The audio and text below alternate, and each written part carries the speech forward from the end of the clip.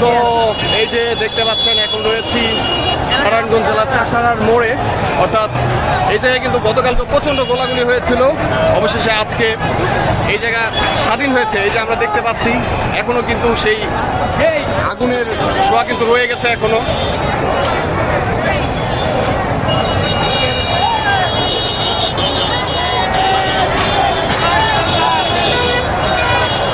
এরকম মানুষ কখনো এখানে দেখা যায় না, কোনো মানুষ স্বাধীনভাবে এখানে এতভাবে দাঁড়াতে পারেনি, কিন্তু এখন দেখতে পাচ্ছি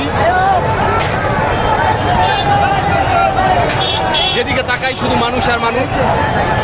তো এই যে এই পাশে আগুন জ্বালানো হচ্ছে, একটু দেখে আসি।